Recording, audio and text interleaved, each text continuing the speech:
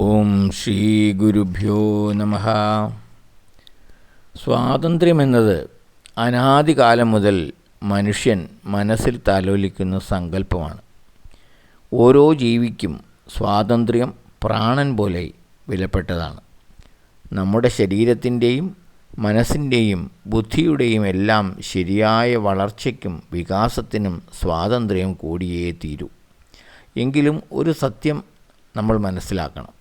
ഒരാൾ അമിത സ്വാതന്ത്ര്യമെടുത്താൽ മറ്റുള്ളവർക്ക് അത് അസ്വാതന്ത്ര്യവും ദുഃഖവുമുണ്ടാക്കും. മാത്രമല്ല, പിന്നീട് അയാൾക്ക് തന്നെയും ദുഃഖത്തിന് കാരണമാകും. നമ്മൾ സ്വന്തം ഇഷ്ടാനിഷ്ടങ്ങൾ മാത്രം നോക്കുമ്പോൾ നിയമങ്ങളും നിയന്ത്രണങ്ങളും ഒന്നും ആവശ്യമായി തോന്നുകയില്ല. എന്നാൽ മറ്റുള്ളവരെ കൂടി പരിഗണിക്കുവാനുള്ള ശ്രദ്ധയും ക്ഷമയും ഉണ്ടാകുമ്പോൾ അവയൊക്കെ അംഗീകരിക്കാൻ തയ്യാറാകും. വ്യക്തിയുടെ താൽപ്പര്യവും സമൂഹത്തിൻ്റെ താൽപ്പര്യവും സന്തുലിതമായി പോകണം. ഇതിനെ തന്നെയാണ് ഭാരതീയർ ധർമ്മം എന്ന് വിളിച്ചത്. ധർമ്മത്തിൽ അധിഷ്ഠിതമായ സ്വാതന്ത്ര്യമാണ് നമുക്കാവശ്യം. പുരോഗതിയുടെ മാർഗം അതാണ്.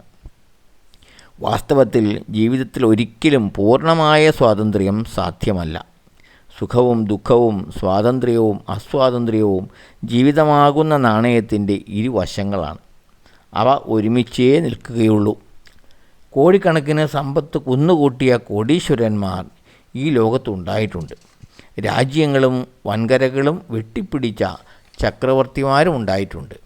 എന്നാൽ ഒടുക്കം അവരിൽ അധികം പേർക്കും ലഭിച്ചത് ദുഃഖവും നിരാശയും അസ്വാതന്ത്ര്യവും തന്നെയായിരുന്നു.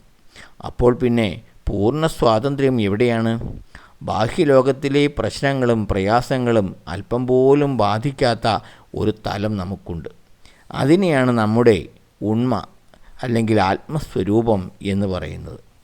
അതിനെ അറിഞ്ഞാൽ എല്ലാ പ്രശ്നങ്ങളുടെ ഇടയിലും പൂർണ്ണമായ സ്വാതന്ത്ര്യം അനുഭവിക്കാനാകും. എന്നാൽ വ്യക്തിപരമായ ആത്മീയ ഉന്നതി കൊണ്ട് മാത്രം ഒരു രാഷ്ട്രത്തിന് മുന്നേറാൻ കഴിയില്ല. അതുകൊണ്ടാണ് നമ്മുടെ പൂർവികർ ധാർമ്മിക അടിത്തറയിലുള്ള പുരോഗതിക്ക് പ്രാധാന്യം കൊടുത്തത്.